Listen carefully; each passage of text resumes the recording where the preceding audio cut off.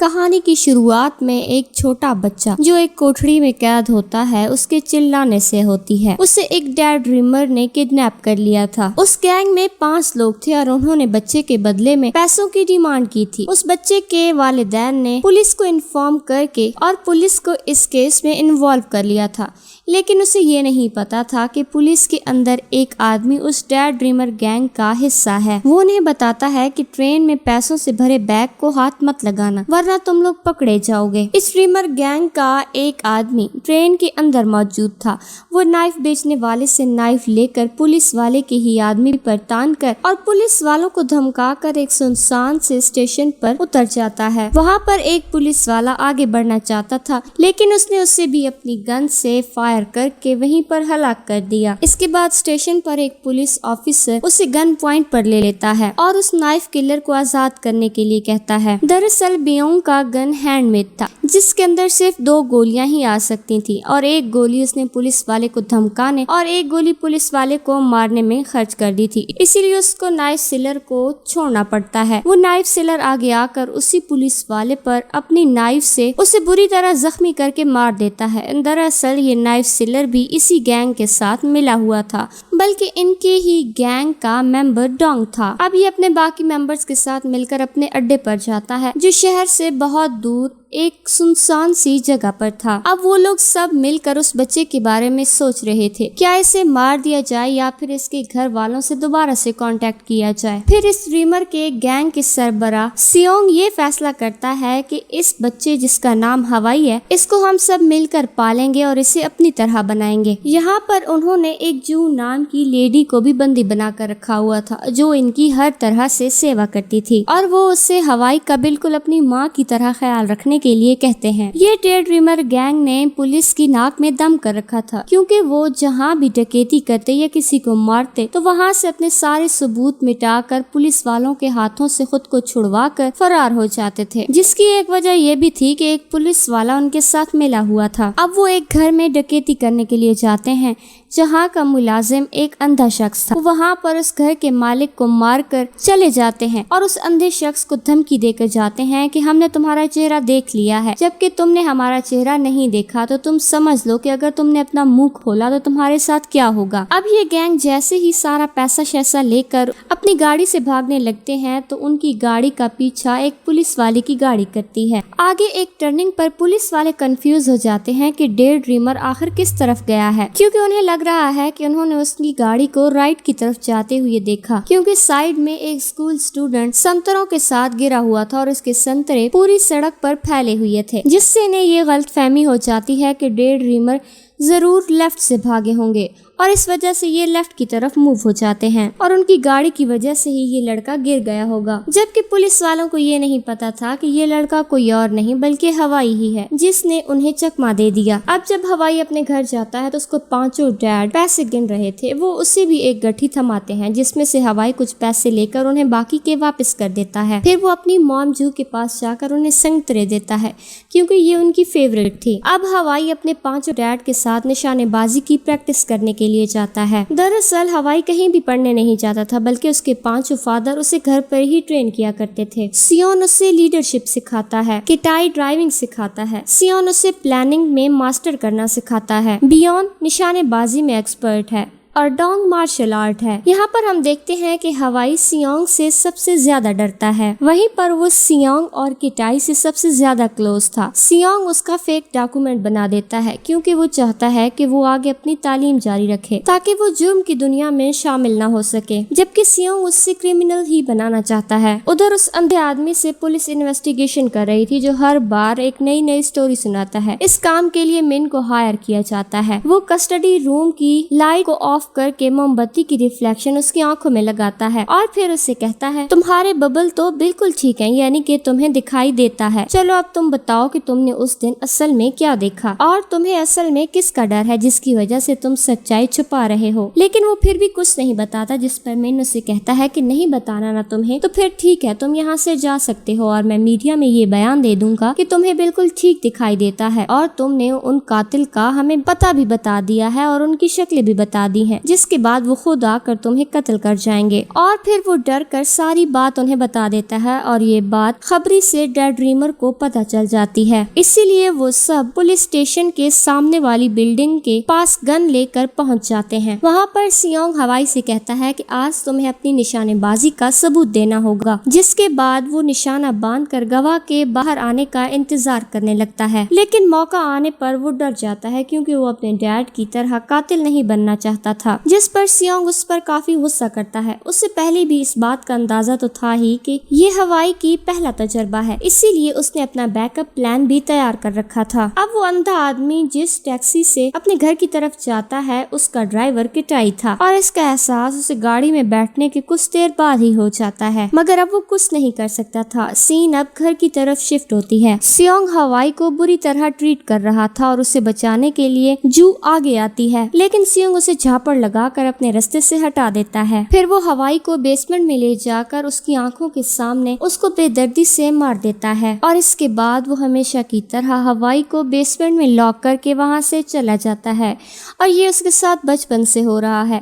اس کی ہر غلطی پر اسے بیسمنٹ میں قید کر دیا جاتا ہے، جس کے بعد وہ بہت ڈرتا ہے۔ اب سیونگ گواہ کی باڈی کو دفن کرنے کے لیے قبر کھدوا رہا ہوتا ہے اور وہیں پر کہتا ہے کہ ہمیں ہیونگ کا قصہ بھی ختم کرنا ہوگا، دراصل ہم اسے ایسے نہیں چھوڑ سکتے۔ یہاں پر ہم دیکھتے ہیں کہ مسٹر جیونگ ایک کنسٹرکشن کمپنی کے CEO تھے اور انہوں نے ہی انہیں ایک کیس سونپا تھا جس کے مطابق جیونگ نام کے ایک آدمی کو انہوں نے جان سے مارنا تھا کیونکہ وہ اپنا گھر نہیں بیچ رہا تھا، لیکن اسے اس طرح مارنا تھا کہ یہ کوئی ڈکیتی لگے، اور اس سب چیزوں کے لیے ڈیڈ ڈریمر کو بہت سارے پیسے دیے جاتے ہیں۔ اسی لیے ڈیڈ ڈریمر اب پلاننگ کرنے لگتے ہیں کیونکہ یہ معاملہ تھوڑا رسکی ہونے والا تھا، کیونکہ جیونگ کے ایریا میں کنسٹرکشن کا کام ہو رہا تھا اور ایسے ایریا میں چشمدید گواہ ہونے کا بھی ڈر تھا اور اس کے لاک کو کھولنے کے لیے کم سے کم 10 منٹ ضرور لگتے۔ وہیں رات میں ہمیں ہیونگ اور اس کی وائف کو ڈنر کرتے ہوئے دکھایا جاتا ہے۔ یہ دونوں ڈھیڑ عمر کے تھے، جبکہ ہیونگ کی وائف کی طبیعت بھی اکثر خراب ہی رہتی تھی، اور ادھر ہیونگ کو گھر خالی کروانے کے لیے بار بار کالز کرنے والے بھی پریشان کرتے رہتے تھے، لیکن ہیونگ ہار ماننے والا نہیں تھا۔ وہ اگلے دن روزانہ کی طرح اپنے کام کے لیے نکلتا ہے، یہ جانے بغیر کہ کوئی ان پر نظر رکھے ہوئے ہے۔ اب وہ اس کام کے لیے ہوائی کو لے جانا چاہتے تھے، اسی لیے کٹائی ہوائی کو جیونگ کے گھر کے سامنے چھوڑ دیتا ہے۔ اب ہوائی ڈونگ کی سکھائی ہوئی اسکل سے وہ لاک کھولنے کی کوشش کرتا ہے اور وہ اس میں کامیاب بھی ہو جاتا ہے۔ اب وہ اندر کی طرف جاتا ہے اور مین گیٹ کے باہر دوبارہ سے لاک کو کھولنے کی کوشش کرتا ہے۔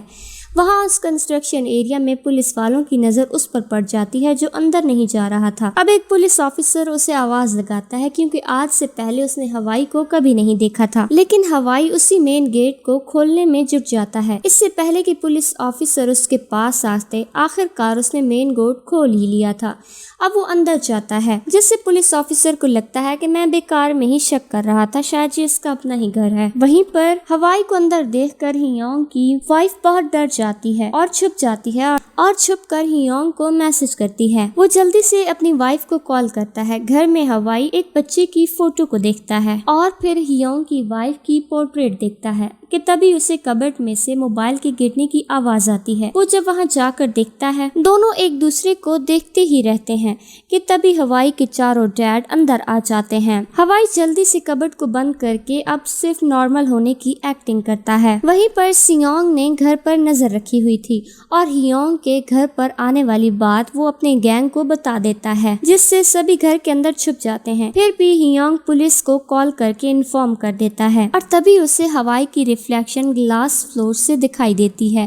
وہ اسے باہر آنے کے لیے کہتا ہے۔ تب ہوائی کے چاروں ڈیڈ اس پر ایک ساتھ حملہ کر دیتے ہیں اور اس کی نکلی ٹانگ کو بھی اس کے ساتھ سے ہٹا دیتے ہیں تاکہ وہ چل نہ پائے اور اسے صحیح سے زخمی کر دیتے ہیں۔ اب وہ ہیونگ سے اس کی بیوی کے بارے میں پوچھتے ہیں، جس پر وہ کہتا ہے کہ وہ اپنے پیرنٹس کے گھر گئی ہے۔ تبھی وہاں پر ہمیں کسی کے باہر جانے کی آواز سنائی دیتی ہے، تو ہمیں پتہ چلتا ہے کہ ہوائی نے اس عورت کو وہاں سے فرار کروا دیا تھا۔ راستے میں 2 ورکر اسے اس حالت میں دیکھ کر اس کی مدد کے لیے آتے ہیں۔ ہوائی کی اس حرکت پر ہیونگ کو اس پر بہت زیادہ غصہ آتا ہے، وہ اسے ایک چھاپڑ لگاتا ہے اور और फिर अपनी गन देकर उसे हियोंग को शूट करने के लिए कहता है। डर के मारे वो शूट करने के लिए राजी तो हो जाता है, लेकिन आखिर में वो गोली शीशे में मार देता है, जिस पर उसे एक थप्पड़ लगती है और वो गुस्से में हियोंग पर बहुत सारी गोलियां चला देता है और उसे मार देता है। और अब सियोंग को कुछ तसल्ली होती है। अब इस सब की इन्वेस्टिगेशन के लिए ऑफिसर मिन ही आता है।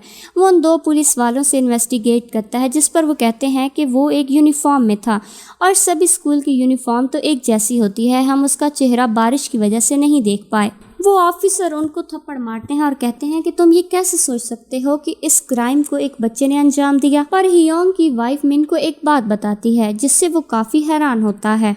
अब वो एक ऑफिसर को कॉन्ट्रैक्टर के पास भेजते हैं। इस वक्त इस कॉन्ट्रैक्टर यानी मिस्टर जियोंग के सारे वर्कर काम पर थे और मिस्टर जियोंग के पास सीसीटीवी फुटेज भी थी, इसीलिए पुलिस उस पर शक नहीं कर सकती थी। तो पुलिस को शक होता है कि जरूर इनकी अपनी किसी से दुश्मनी रही होगी। अब वो इस सब की इन्वेस्टिगेशन करने में जुट जाते हैं। उधर दूसरी तरफ कॉन्ट्रैक्टर मिस्टर जियोंग को पता चलता है कि सोनजा सदमे की वजह से हॉस्पिटल में एडमिट है, इसीलिए वो अपने आदमी से कहते हैं कि तुम्हें क्या लगता है सबसे ज्यादा मौत कहाँ होती है? हॉस्पिटल में ही ना, तो तुम्हें उससे मिलने जाना चाहिए। दूसरी तरफ हवाई की भी तबीयत खराब थी और वो सारा खाना पीना छोड़ देता है, जिससे जू को उसकी फिक्र होने लगती है। वो उसके पास हियोंग के बेटी की तस्वीर देखती है, जिसे देखकर जू कहती है कि तुम बचपन में काफी क्यूट लगते थे, जिस पर हवाई कहता है कि ये मैं नहीं हूँ, जिस पर जू कहती है कि मैं तुम्हें पहचानने में धोखा नहीं खा सकती, ये तुम्हारी ही बचपन की फोटो है। सच्चाई जानने के बाद हवाई हियोंग के घर जाता है और वहाँ पर वो अपने बहुत सारे खिलौने देखता है और वो समझ जाता है कि ये सच में उसका ही घर था और उसके वालिदैन ये घर इसीलिए नहीं बेचना चाहते थे कि कभी न कभी उनका बेटा यहाँ वापस जरूर आएगा, इसीलिए तो उन्होंने उसकी तमाम चीजें वैसी की वैसी रखी हुई थी। और इसी दौरान नीचे से उसे आवाज आती है। वो जाकर देखता है तो उसे पता चलता है कि उसकी रियल मॉम सोल्जा अपनी जान लेने की कोशिश कर रही है।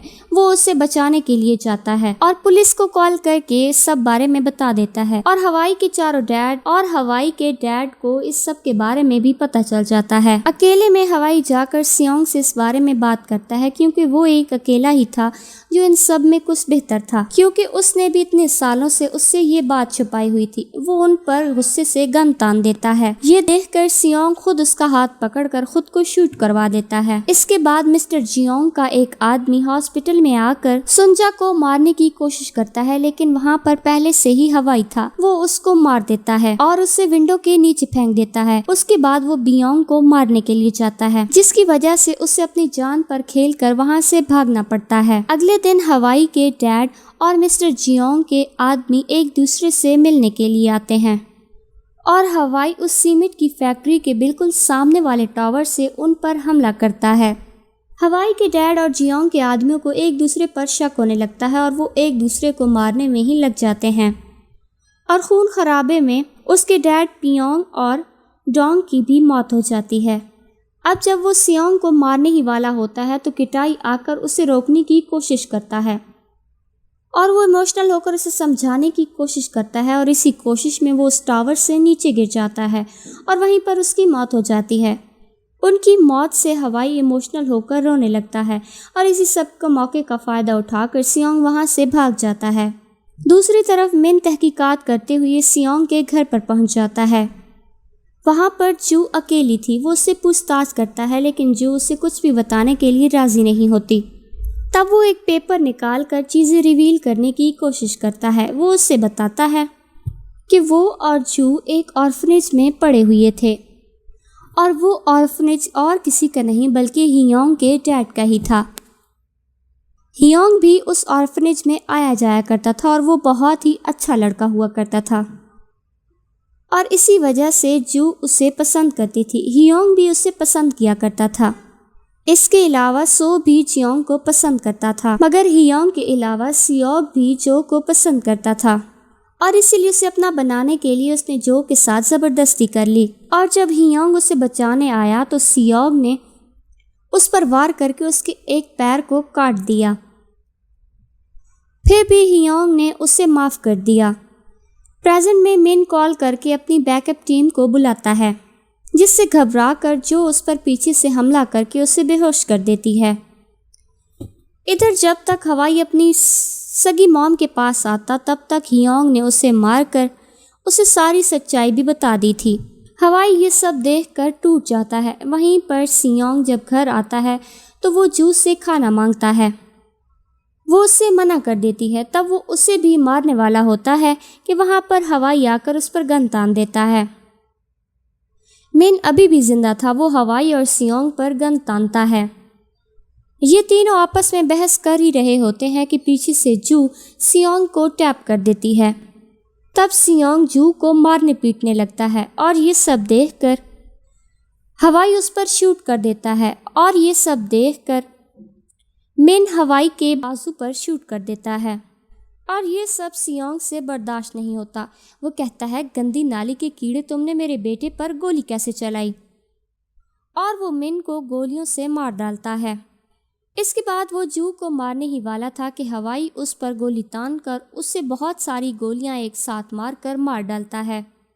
नेक्स्ट सीन में हम देखते हैं कि मिस्टर जियोन का कंस्ट्रक्शन का काम मुकम्मल हो चुका था और इसी खुशी में वो एक फंक्शन अटेंड करने के लिए गए हुए थे और वहीं पर हवाई उसका निशाना लेकर उसको मार डालता है और फिर दुनिया की भीड़ में कहीं पर खो जाता है। और इसी के साथ ही ये कहानी यहीं पर ख़त्म हो जाती है। आपको ये स्टोरी कैसी लगी हमें कमेंट करके ज़रूर बताएं। और अगर आपको ऐसी वीडियोस पसंद है तो हमारे चैनल को सब्सक्राइब और वीडियो को लाइक करना मत भूलिएगा।